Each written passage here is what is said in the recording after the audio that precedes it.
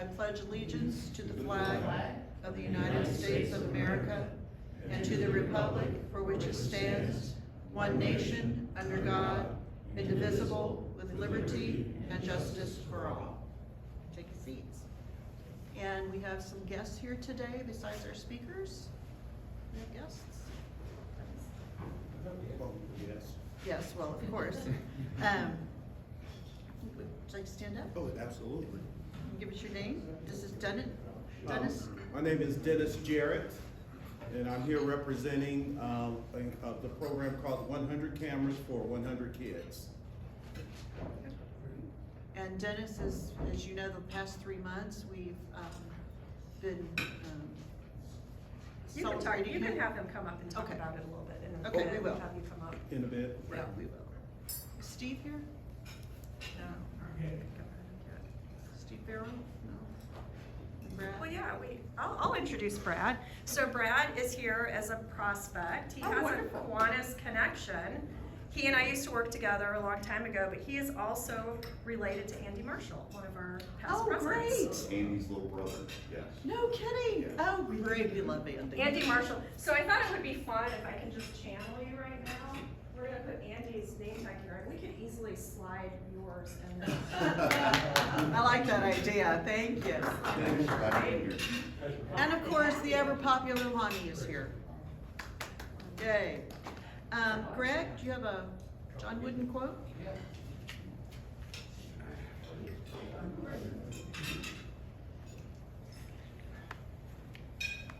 This is our comment section. Before I do my comment, I always add something.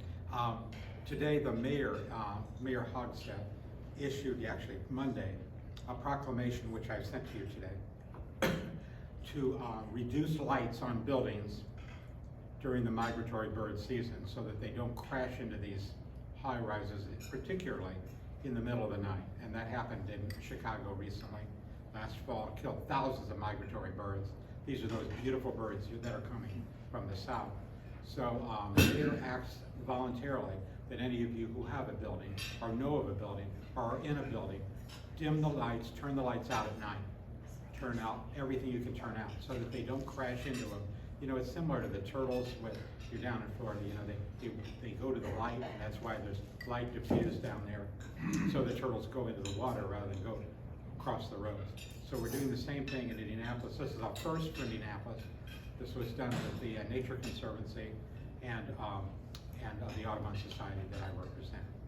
Well, today being having to do with the fever, I looked up some poetry that has to do with great scorers, and it comes from Johnny Wooden and Tony Hinkle, who did some prose, as you know, at UCLA and at Purdue. Johnny Wooden was the great coach, but he was more than a basketball coach. He was a philosopher about, as you've probably seen, the philosophy of life. So a couple of quotes for him, and I'm going to give you this so you can have this in the future if you need. For when the one great scorer comes to mark against your name, he writes, not that you won or lost, but how you played the game. He also wrote, Johnny Wooden, after UCLA won the first national championship for him in 1964, talent is God-given, be humble, fame is man-made or woman-made, be thankful. And in 1962, after winning another national championship, he reminded us of a George Moriarty poem, which I'll end with. Who can ask more of a man or woman than giving all within his or her span? Giving all, it seems to me, is not so far from victory. Those are great quotes, and Johnny Wooden is one of those great ones. This is from the wisdom of Johnny Wooden, a century of family, faith, and friends. And so we can think about that, about the great scorers. Thank you. Thank you, Greg, our wise and sage.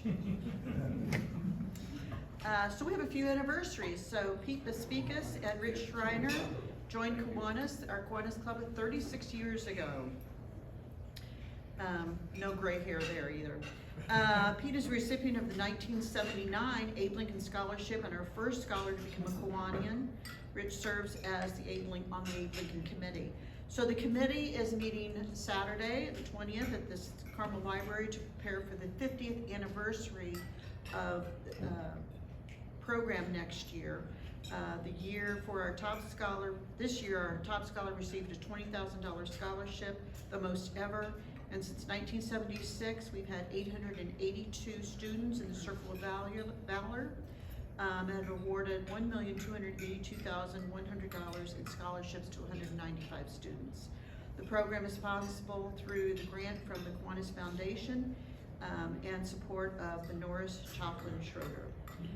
We just found out that with our recent $5,000 gift to Riley for the Reach Out Indiana initiative, we are eligible for a Riley Centennial Kiwanis recognition. We'll also be sharing when our memorial brick will be displayed so that we can take a field trip and take lots of photos. So we'll keep you posted on that. Roger and Greg, come to the podium for SLPs. Updates for us. Me?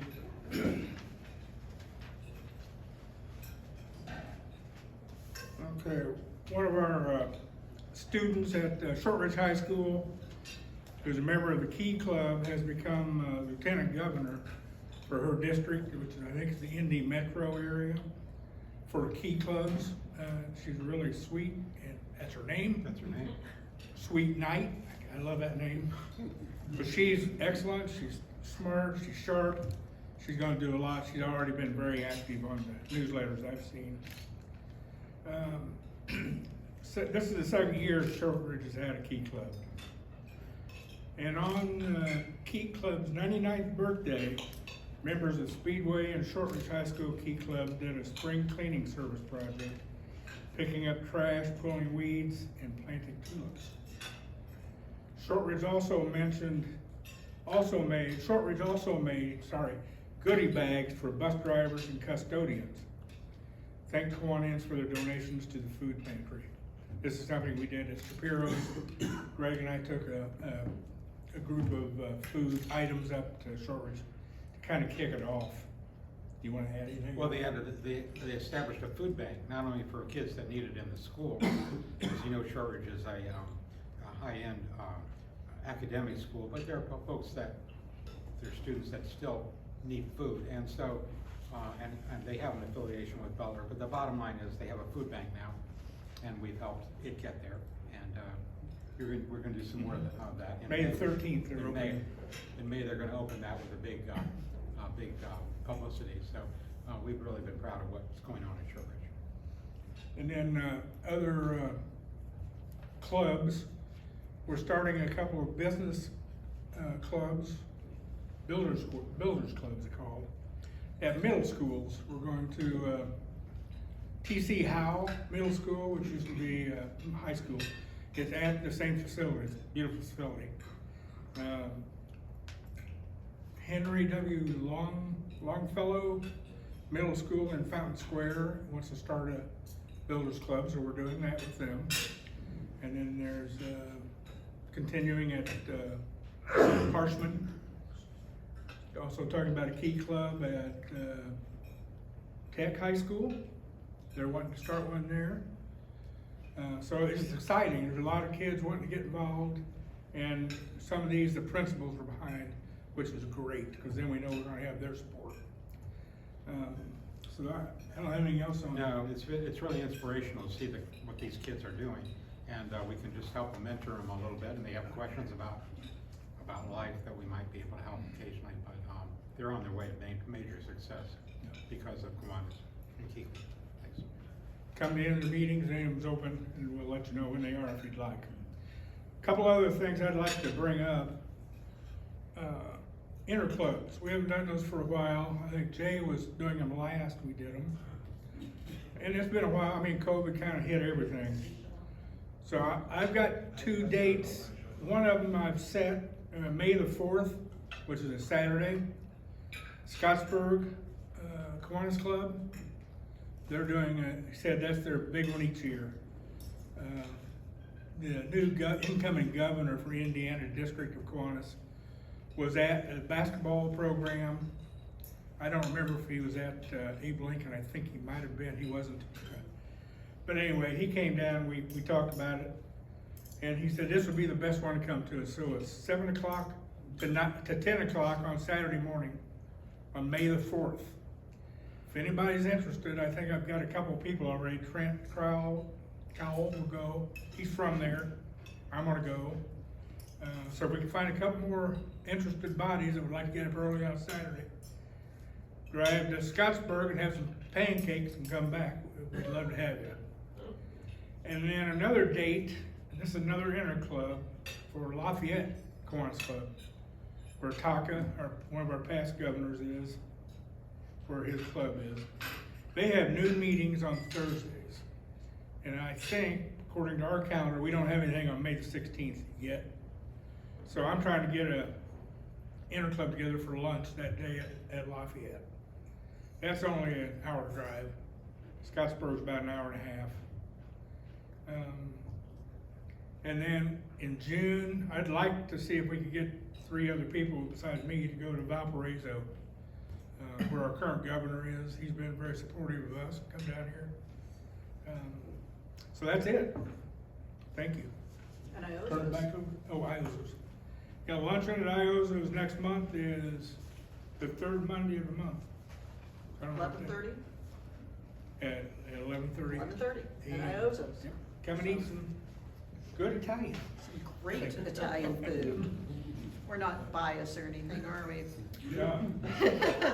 Okay, so this next Wednesday, the 24th, will be our social supper it's gonna be on the north side at Daddy Jack's, 5:15 or 5:30, so, let me know by, Monday of next week if you're planning to attend. So we have enough chairs for everyone. If you recall, we mentioned that Kiwani and Mike Kinney, who we lost last year, opened Lord Byron's British pub in the late 1970s, and it later became Daddy Jack's. So we've got a little connection there, so if we can get a lot of people there, that would be great. Next Tuesday, the 23rd, is the High School Sports Award at Clues Hall. Lamita Steele will be on stage to present our award along with our friends at the Colts, Pacers, and Fever, and honorary Kiwanis and Indy star writer Kyle Nedden. Can't pronounce it. Nedden Reed. The recipient of the $3,500 Marion County Female Athlete Award is Leela Maddock from Covenant Christian. Since 2007, we've recognized 8 young ladies and awarded $28,000 in an Indianapolis area female athlete who displays leadership, discipline, and caring for others in her school, team, and community. As a sponsor, we have a complimentary block of tickets, so let the Kiwanis office know if you'd like to attend. There will be no Thursday meeting that week. We will return to the Columbia Club on the 2nd of May to hear more about the Olympic swimming trials at Lucas Oil Stadium in June. Our very own Trina Radovish is on the local organizing committee. We also have a June 2nd Zoom meeting scheduled with filmmaker Mitch Teplitsky and his document Spencer Pride. Visit the website, indykiwanis.org, for the list of programs that are scheduled. The 3 upcoming programs will also be on the homepage, and you can go to the upcoming events section for a complete list. We also share information on our Facebook page. I would like to now introduce our honorarium. Over the past quarter, we've had honored speakers, we've honored speakers by letting them know that we're making a donation on their behalf. And I'd like to present a $500 check to Dennis Jarrett with the Next Generation Initiative, 100 cameras for 100 kids. So Dennis, if you could come up and just tell everyone, take about 5 minutes and tell everyone about your program. Okay, thank you. Thank you very much. I'll shorten my speech. I prepared 25 minutes, but I'll keep it at 5. No, I'm just kidding. Oh no, I'm Dennis Jarrett with 100 Cameras for 100 Kids. Let me first of all say thank you.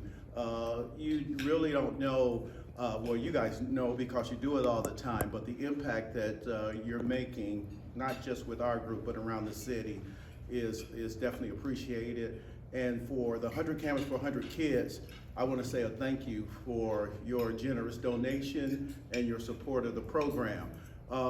Real quickly, I'll give you a background on the program.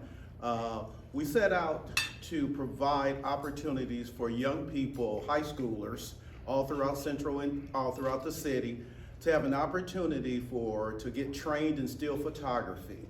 We believe that when a young person gets their eye behind the lens of a camera, that they have the potential to see their world differently. And if they can see their world differently, our premise is that they may be able to see themselves in that world differently. And that was why we started 100 Cameras for 100 Kids. And we take 100 kids, they apply, we take them 20 at a time. We can't handle all 100 high schoolers at one time. So we take them 20 at a time. We are on our third cohort, which means that we have now impacted 60 young people. I brought a couple pictures of the group. This is our first and second cohort. Our third cohort is going on now. And so we'll take them through 6 weeks of training with professional photographers, and they'll learn every aspect of photography. And the cool part about it, and where we appreciate your gift so much, is that at the end of the training, if they successfully complete the program, they get to keep the camera as our investment in their future pursuits. And so the camera we give them is a Canon R100 mirrorless camera. Each unit is about $600. And what we've seen from the young people has just been spectacular, what they've been able to do. And some of these, I do want to say a couple things. One is most of these young people, this is their first camera. And the reason why we give them the camera is because the young people we serve, for the most part, when we had our first round of applications, we had 56 young people on that first day come and apply. And what we found is that 70% of these kids have family incomes of $45,000 or less.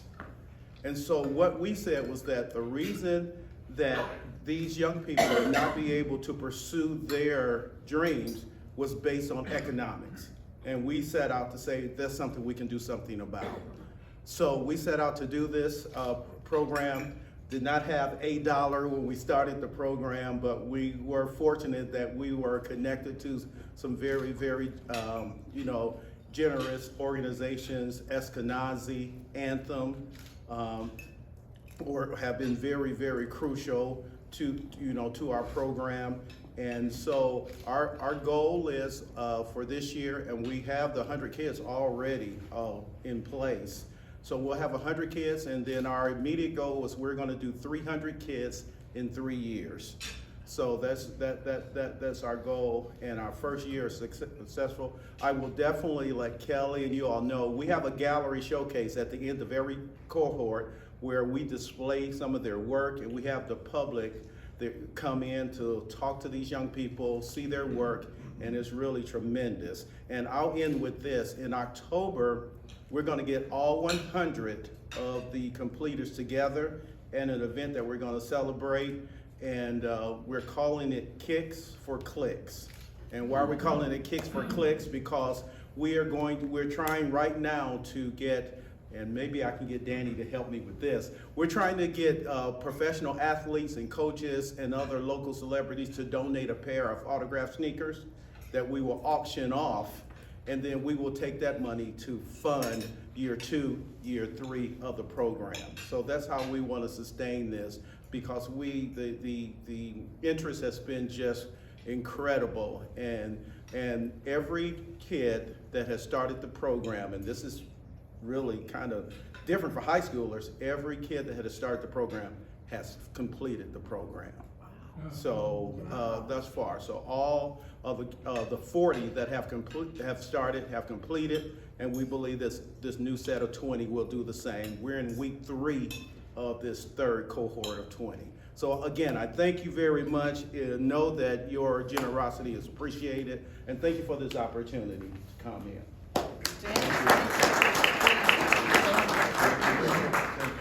We hope you give us an invitation to that celebration, because I'm sure some of us would like to attend. I definitely will. Great. At this time, I'd like to ask Art to come up and introduce our speaker for today.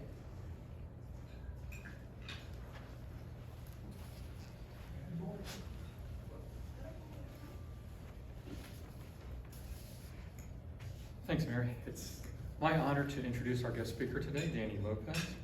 As Vice President for External Affairs and Corporate Communications for Pacer Sports and Entertainment, Danny works with partners across Central Indiana to leverage the power of sports to make life better for millions of Hoosiers.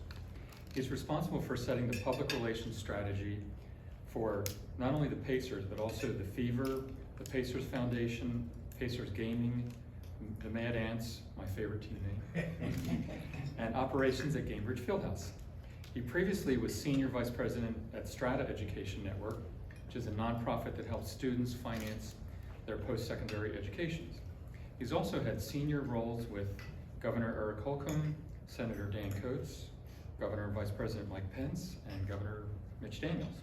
So let's give a warm Kiwanis welcome to Danny Lopez.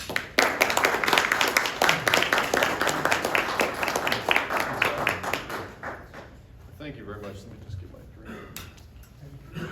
All right, I got bad news for you. When the Mad Ants, when we move the Mad Ants to Noblesville, we're going to change their name. So Yeah, I read that. I read that during the announcement. Yeah. I had to write a letter about it. it is it is a cool it's a cool name. It's a great brand. Of course, it's tied to Matt Anthony up in Fort Wayne, General Anthony. So Anthony Wayne. So it's really kind of specific to that spot. So we decided that we had to change it when we moved. But that's a good kind of segue to what I wanted to share. In addition to the Fever, I wanted to give a little bit of a sort of high-level introduction to the organization. We're a little bit of a unicorn here, and we've got so many different components, and we're so integrated into the community that it really is a kind of a special organization. I'm very proud to be a part of it. Let me say first that we have worked with Dennis for several years. So I remember going back to the pandemic when opportunities for media were sort of scarce and we couldn't have access to the players and all this kind of stuff. He had a kid out of his front runner program that conducted a one-on-one Zoom interview with Malcolm Brogdon and just absolutely killed it. The kid was so professional, the student was so professional. I think he was going to Purdue or IU. At IU. But he was so good, and I remember Malcolm was, when we got off that call, was just blown away that at the talent level and at the professionalism for the students. So you're doing a great job, and we've been proud to support Dennis and his efforts through the foundation. Also, I have a tie to Kiwanis, a bit of a personal tie to Kiwanis as well. So my wife and I are both originally from Miami, Florida. We've been here for 16 years, but originally from there. And my wife's uncle, in particular, was the duration of his career, was very heavily involved in Kiwanis of Little Havana for many, many years. And so he always was just gloating at the impact that was being made. And then in my high school, I went to an all-boy Jesuit high school in Miami. Our Key Club was huge, was one of the biggest in the state, and very, very active. And we were always very proud of it as a school.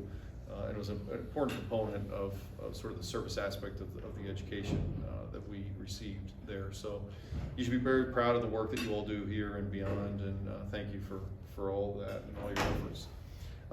It's been an exciting time. It's been an exciting year. We had NBA All-Star in February, so we had 190,000 people that participated and came. We had more ticketed opportunities at this All-Star than any in NBA history. We had things like, as an example, the NBA typically does a day of service, which really is an hour of service during All-Star, and they have the commissioner come and a lot of TV cameras and alums and players, and they'll do something like pack bags or whatever. And it's impactful, it's not nothing, but we wanted to, in typical Indy form, we wanted to take it a step further, and so we decided to do 24 hours of service. We did it at Lucas Oil Stadium. And for 24 hours, starting on Thursday, going all the way through Friday afternoon, we had meal packing with the Million Meal Movement. We packed 1 million meals, had 6,000 volunteers do shifts all throughout the day on Thursday and then overnight and then into Friday. And it was a great example of how we do these events differently and get people involved. And we sort of have to do it in a market like this because if not, the event just comes and goes. And we're anticipating upwards of $300 million of economic impact when those numbers come out. And probably more important, because those can be quantified a lot of different ways, but probably more important is the earned media value that we generate out of that. So the NBA has and the WNBA have a very unique global platform. It's unique to almost any other sport, certainly any of our domestic sports. and so the game was broadcast in 215 countries, 37 different languages. We had international players participate. It's just an incredible platform for exposing Indiana to the world and the city of Indianapolis to the world. And frankly, our commitment at the beginning of that process, and remember that we started back in 2017 when we won the bid, when Larry drove the Indy car on Fifth Avenue and hand-delivered the bid, and at that point, who's not gonna give you the bid? So we were locked in, but it was for 21, and then it got pushed back because of the pandemic. And, you know, we had always talked about ensuring that we've made here over time and give people some exposure to that to ensure they understand that Indiana is probably different than their perception might be. So, so we feel like we accomplished that. It was upwards of $100 million in earned media value, and the social media traffic is enormous, and largely driven by the NBA brand. And of course, the Pacers, interestingly enough, have one of the most international brands in the NBA because we have done so much traveling. So we played in the Philippines, we played in Mexico, we played in Mumbai. And so our following is massive in India, it's massive in the Philippines, far more than probably you would think, certainly when you compare it to other bigger brands in the NBA, the domestic brands in the NBA. So we take that piece very seriously. NBA All-Star was incredibly exciting. The Pacers are headed into the playoffs and have a fun, young team. It's on the ascent, still some pieces probably that have to be put in place until you're a true contender. Although you never know. I mean, we've beaten the Bucks 3 times this year already, and we could win that series, and then, you know, you never know what happens. But certainly it's an exciting product, and people are excited to come back to the field house. We did, as you've heard, because I think we've spoken to this group before about it, but 3 years and $400 million worth of renovations to that building. It is a brand new building. If you have not been in there, top to bottom, we got to the point in about 2017, 2018, where we realized Market Square was about the same age, 24 years old. We decided it couldn't be renovated. It had to be torn down. The decision was made. This building has good bones. It just lacks some premium space, some state-of-the-art amenities that can be put in place. And so we did that. We built the plaza outside the building. If you've not been to Bicentennial Unity Plaza, it is such a cool space. It's open during the day. You can sit and you can have lunch. The basketball court is open, and there's people playing out there every day. Of course, in the winter we had 3 weeks of ice skating out there, and had about 21,000 people that came through there and ice skated, which was great. And it was just a nice amenity to have in the core of the downtown. As we try to think about how, as a matter of public policy, we build residential density, those are the kinds of amenities that we need in this space to be able to do that. So we were very proud of the renovations. And then usually you have a little bit of a break, as we were talking about with Kelly, and now we don't, because the Fever are sort of on fire. People are incredibly excited about this team. Not surprising, Caitlin Clark is the tip of that spear, and is just, I think, on a different level as it pertains to her ability to sort of bring in new audiences to the WNBA and do it in a way that is, we had a press conference for her yesterday. She handled herself incredibly well for a 22-year, I mean for anybody, but certainly a 22-year-old. She's just so good. She's so composed. She has this. We compared it to, it's almost like a Peyton Manning-like quality, where she is so thoroughly prepared, but it doesn't come off as prepared. It comes off as very, very genuine and very off the cuff, and it's really a likability. And when she talked about her love for the Midwest and her love for the people here and her natural fit in Indiana, it just, I think it's going to really capture a fan base that is starving for this. We were for a long time the gold standard for the WNBA when Tamika was playing. A commentator in the Final Four, the women's Final Four. She's very good on TV, and that's a big piece of what it means to be a professional athlete in 2024. She's got her own megaphone, she's got her own following, and she's got an incredible presence. And Caitlin just added to that. And again, a small team, our CEO, Rick Fuson, our next CEO, Mel Raines, and I, and a couple members of the Simon family flew out on Monday morning, Monday midday, to the draft. The draft had a different kind of energy than we've seen in a long, long time. First of all, it was the first time since 2016 that they allowed fans into the draft, and it just brought, I mean, the energy, in particular girls, young girls and women in particular, but not exclusively, which I think is the key. The energy in that building was incredible for them all and this draft class. And then when we got Caitlin, I mean, it's not easy. It's a 2-hour slog of her doing one hit after another, and social media, and then she's got to take this welcome message that played in the building for our draft party, and then she's got to go from there to a phone call with the governor, and then she goes from there to a series of TV interviews that she does one right after the other that are 2 minutes long. It's not easy for anybody, and after the grind she's been through, and sort of several weeks of not then just playing and then just coming out of that, and the media tour that she's been on, it is not easy. And she handled it like a pro. She was incredible. You could see at one point, it was interesting, she was sort of wearing on her towards the end of the night, and then she had that call with the governor, and so I dialed him up. Of course, I used to work for the governor. I dialed him up, got him on the phone. He's overseas. He was in Brazil, and I put him on the phone, and she just perked up, and the conversation was incredible. They connected immediately on basketball, obviously, and it was just a great moment, a really nice moment, and it just showed you the type of pro that she's going to be, I think. So we're all very excited about that. Does she have the humility that Johnny Wooden would like? She does. I believe she does. So, again, it's a different time, and all these players have their own brands and their own, and a lot of opportunities to sort of create their own image and sell that image. I think if you followed her through her college career, she is very much about taking the high road. She's very much about focus on the game. Her work ethic is on display, which is another reason I think it fits from a value system here in Indiana extremely well. And she's going to be very well received beyond her play as a professional athlete here. But that came through, and it really is. If you heard her talk yesterday, she talked about her education, and now going back. She flew out last night. She flew back to Iowa. She said, I got to finish my degree. That's the first thing, because if not, my mom's going to kill me. So I got to make sure I run through the tape on that. And it's just, you can see it starts with her parents. They're very involved. They're very active with her, but they're also just very humble people.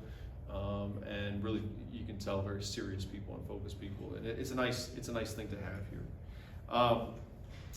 The other thing that I thought has been pretty remarkable is this is a tough business, and you've got players, these are professional athletes, and so when you've got a player that receives this much attention coming into your training camp, you'd expect it's a little bit of rivalries. She's obviously going to be tested, but the way that she has been embraced by the team, for sure, and the other players, how excited they were on draft night, how they embraced her yesterday at the event and in the locker room, it's phenomenal. And I think, Christy Sides, Coach Sides, and Lynn Dunn have their hands full, obviously, because anytime you inject this kind of personality and this kind of talent into the locker room, it's a little bit difficult to manage, I would suspect, or you got to manage it a little bit differently. But honestly, it's been pretty incredible to watch, and I think Lynn in particular, as a Hall of Famer and just the presence there, has helped in a lot of respects.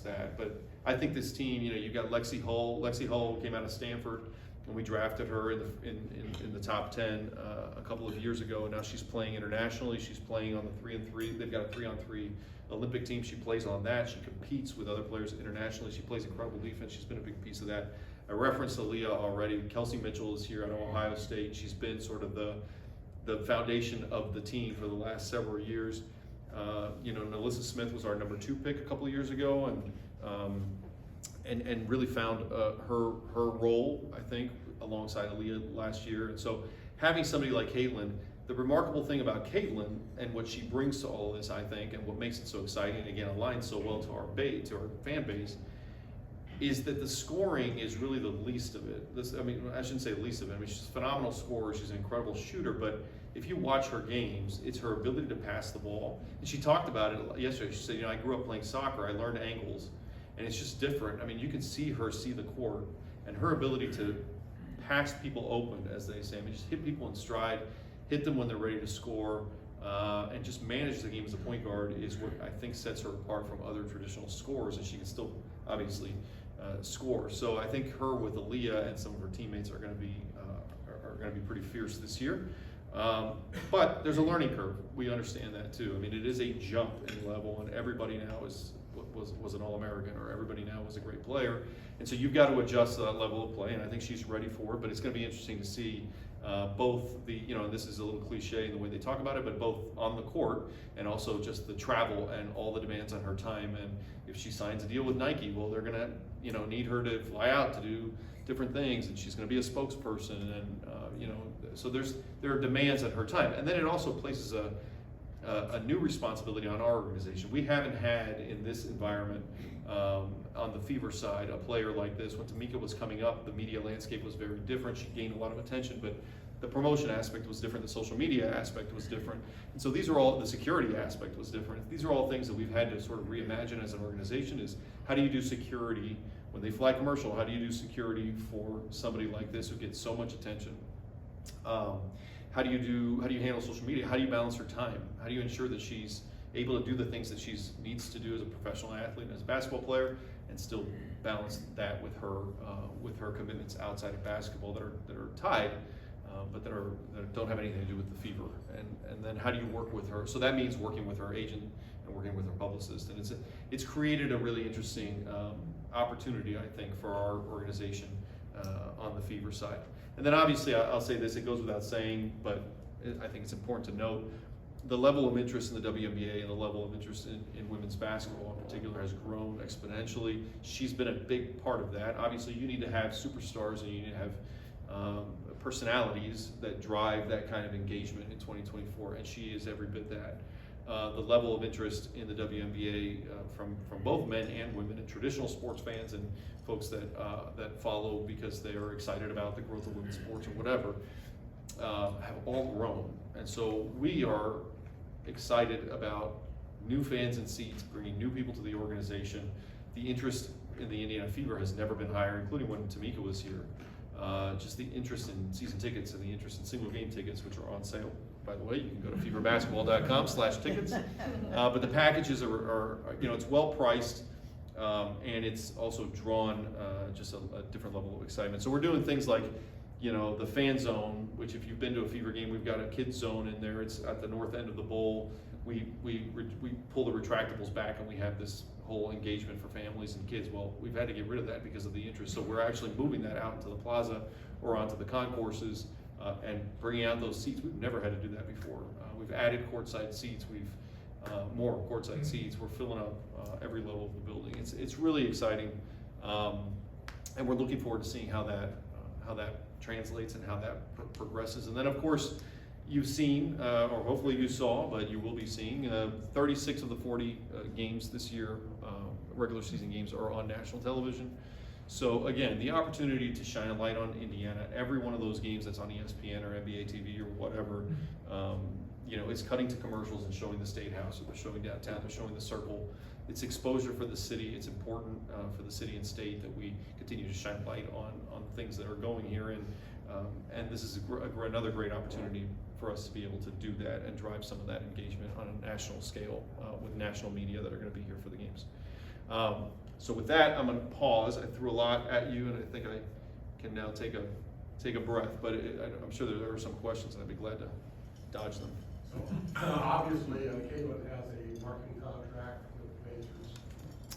So the way it works is we have an agreement with the league to have some players stay in market beyond the season, but it doesn't work like a traditional marketing contract. She has marketing contracts with sponsors that we'll have to juggle.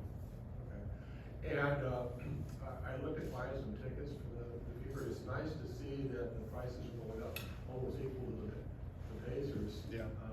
So have you projected the big bump in revenue that the Fever started? So it's still a little early to tell. Obviously, ticket sales is a piece of that, but there's also corporate sponsorships, and we will be making some announcements to that effect here in the next couple of weeks. We already made one announcement as to Salesforce staying on as a jersey sponsor, so that was a big deal, and we suspect that more will come.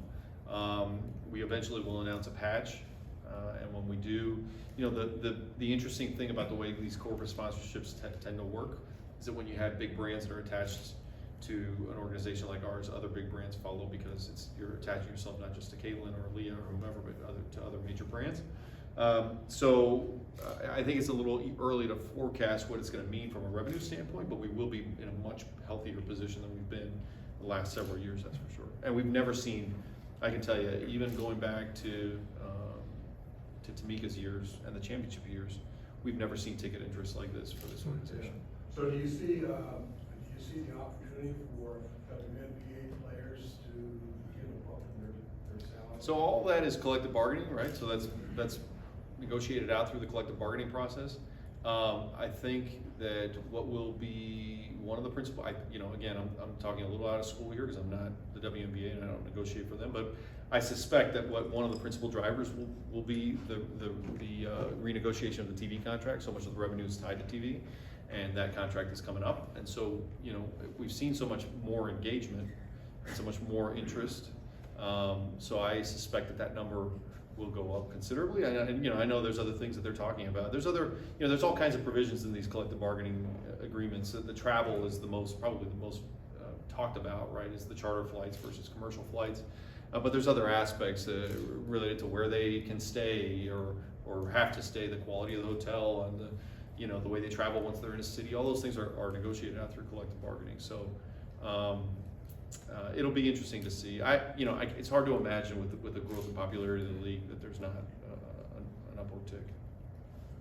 Question, you mentioned that she did a 2-hour gauntlet Monday night. Mm-hmm. What kind of role do you play in assisting her and guiding her in that, or does she have her own media people that No, guide her on? so she does have her own publicist, but that was us working with the WNBA.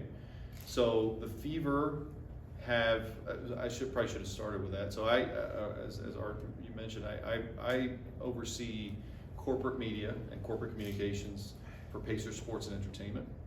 So I work very closely with the Fever media team, but they've got their own media team. We worked with our local media who traveled, so we had all 5 TVs and the Indy Star that all went out there for the draft. We worked to get them credentialed, and then we worked to get them on the circuit, on her circuit. And so I also had Rick out there. We put Rick on TV. I went on TV a couple of times, and then when she came through, we had worked with the league to block off a piece of that circuit. So she went backstage. She got drafted. She met Jake from State Farm or whatever. Right? Then she was with her family. She said hello. But then immediately she did a press conference, which is typically the last step. They did it first. She did WNBA social media. She did GQ magazine. She did a couple other like podcast type things that were all 3-4 minute snippets. And then when she came front of house, it was in a theater actually. It was an interesting setup. We had our TVs on what they call the orange carpet, and I had them lined up. So I had been working to coordinate all that. And we brought her out, shepherded her through that process, and then she was off with her family. They had their own private celebration or whatever. So we coordinated all that with the league. We work very closely with our publicist, obviously, because we need to make sure that the brand is aligned and protected. And this is one of those unique situations where her family is very involved. So through her agent, we stay very close to her family as well. I noticed during the draft, there was a pause, but it said Indiana Fever's on the clock. So as a period goes by, it's quiet. Is that intentional? Yeah, it's TV. Yeah, I don't want to speak for Lynn, but I can't imagine that there was any real discussion about. There was so much interest in her, and I don't think there was any. But Rick and I were sort of laughing about what would happen if this were like the WWF or something, and we took somebody random, and the place would go nuts. They probably burned the building down. The fans that were here for the draft party would probably burn the building down. I don't think there was. That's why I was wondering if number 2 and number 3 are. No, I mean Caitlin might still be available. No, she's a generational talent. I mean, she truly. Again, I think it's remains to be seen how it translates to the pros. And I'm not necessarily a basketball guru or whatever, or I'm not a basketball guru, but I'm not necessarily the basketball guy. But I think if you talk to Lynn or you talk to others, the things that she can do and her presence off the court and her ability to communicate and sell herself as a brand, it's generational. It's I wish changed she had a everything. 3-point shot in her basket. I think she can shoot it from the parking lot. I think so. Yeah. So there was such a hoopla, as when I saw it on the news, before the announcement in the draft. How many people came? So we had about 6,000 people in the building for draft night. That's great. So there was a tremendous That's interest. just fabulous. Yeah, I mean, it's look, And it's a win for Indianapolis. It's a win for Indianapolis. It's important to have this success downtown. And it's important for Central Indiana. I mean, and again, it's I've got a 6-year-old daughter. I've got a 10-year-old son, a 6-year-old daughter.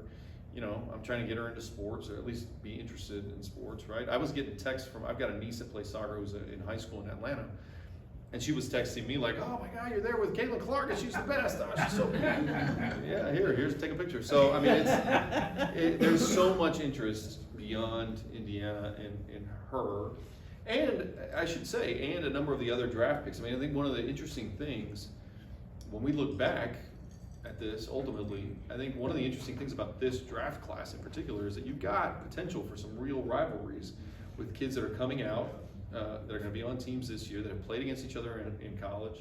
There were some natural rivalries. I mean, when we play against Angel Reese, that there's going to be tons of coverage, and they might, you might have a Magic versus Bird type thing. I mean, this is what the league ultimately needed, is more than just a Sue Bird or a Diana Taurasi or these generational players. It's the ability to have multiple teams that are competitive, and you have rivalries, and all of a sudden there's interest across not just in that market, but across the country. And that's what you're starting to see. That's what's changing things, I think. Are the Simons still, do they own the Fever? We do. We're one of 4 franchises left. Also, what is the minimum contract length? What is the typical contract That I don't you know. don't know? Whether it's 3 years, 4 years, you don't know? It's typically 3, which is what she That's signed. what I was thinking. It's typically 3, but I don't know the numbers. I don't know what the baseline says through the CBA. So, this is the first time I really studied the WNBA draft, and I think a lot of people felt that way. It's kind of amazing that we're talking about this as the page we enter the Yeah, playoffs. it's a good point. Tell us about the other 2 ladies that were selected in the WNBA draft, and what they bring to the. So I know more about the gal from Celeste from Ohio State. Was on everybody's. Remember that we had the 15th pick. There's 12 franchises. She was essentially the top of that. She could have been top 10, and she is really good. So I know that they're very high on her. I don't know about the player from Florida enough, and I don't spend enough time watching them practice. We'll see when they get into training camp. There's always surprises. It's what they were talking about on the night of the draft. Is the goal really is for a lot of them, with the number of roster spots that there are, which aren't a ton because you only have 12 teams, even though they're talking about expansion now, is get on with the team, get into a training camp, and usually when you get to the 3rd round, I think probably more often than not, they end up in Europe, and sometimes they come back under contract, but they'll come back. So is there a reserve, You can keep certain number under contract, even though they may not dress out or play with the team. You might own the rights, and they might be playing for in another league. There is a person that helped her get where she is in Title IX. That's right. And Bridge 5 from our very same state. Yep. To make sure that women's sports had an equality. And we take that for granted now, but it wasn't that way. Right. So I think she having reached the top, hopefully will help other young ladies, wherever they are, whatever they want to do, to get into sports. And But we just it goes back to Title IX. last year celebrated the 50th anniversary and had a lot of the season that was dedicated to Senator Bai and his influence. It all comes from somewhere. So it was important, no doubt. Yep. I remember watching Pete Maravich, and she beat his record Right. on shooting, and their games were very much alike. He was a terrific passer, dribbler, as well as shoot, and she's the same way. Yep. So it's really unusual to see somebody like this that can do the things they do. Yeah, It's really no doubt. special. No doubt. My father-in-law was at LSU when Maravich was playing, and so I get all those stories all the time. Yeah. Switching to the Pacers, who've been the second column story lately, are they gonna be able to resign Pascal, or what if they're? I can't imagine that they would have made the move if they didn't have a lot of confidence that he could be resigned. And the fact of the matter is that, and this is where the kind of organization that we are, the kind of structure that we have is important. When he arrived, flew him in, we had the entire company waiting for him. I mean, the sales team, the community engagement team, who doesn't have anything to do mostly with the team, basketball itself, brought him in, treat him like royalty, engage him in the community early, help them to adjust and adapt, give them the facility, invest in the facility, so that they know it's a place where you're investing in the team. And you have a good shot at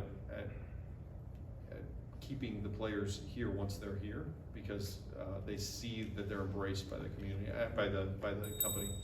And I'm not sure that happens every place. I think you have a lot of organizations that operate a little differently from us. They are maybe just a basketball team, and they rent the time at the facility. The facility is publicly owned, and their level of engagement with the community might be a little different. For us, because of the Simons, I think, and the culture that they've cultivated, certainly because of Rick Fuson, there's an interconnectedness here where I sit on the executive committee of the sports corp. I sit on the Indiana State Chamber.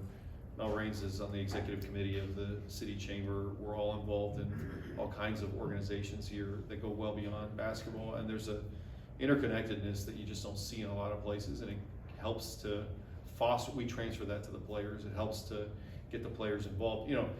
Look, 2020 was a tough time for everybody, and we had players that were very vocal on certain issues, and it was not without controversy. And we were trying to manage what we wanted the message and the narrative to be coming out of the organization, and of course knowing that the players in our league have their own megaphone and their own platforms, and how you balance that was a sort of a game changer through 2020. One of the things we really tried to do, which again I don't think happens in a lot of places, is we were the conduit back to elected officials and policymakers for our own players who wanted to weigh in, and back channel and do it in a way that wasn't. A lot of those guys wanted to weigh in but didn't want to do it publicly. They didn't want to make news. They just wanted to ensure that their voice was being heard, and we would help facilitate a lot of those conversations. I don't think that happens in a whole lot of places, and so I think once the players are here, they feel very much embraced by the totality of the organization. Time is up. Thank you. Yeah, so much. thank you. We so appreciate you being here Sure. today. Thank you. And Thank you. I want you to know that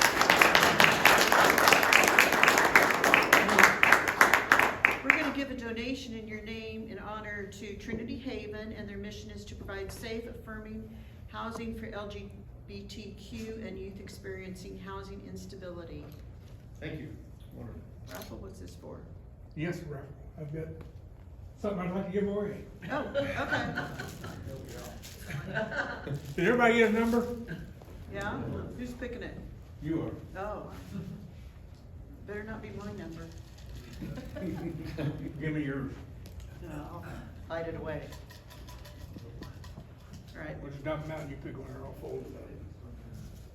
there you go.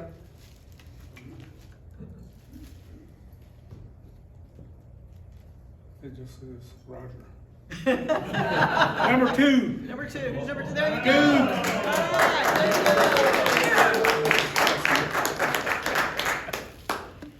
you go. Duke, nice to have It'll hold having one you back. bourbon. We appreciate you being here. It'll hold all kinds of bourbon, I've tried it. Okay, so, dad joke, here it is. These are always so bad. This one's not too bad. When farmers don't have a mailbox, sometimes the mailman pins the mail on the donkey. Okay, so next event is the social club, social supper, sport, let's see you next week for social supper and the sports awards, so on Tuesday and on Thursday. So we are adjourned.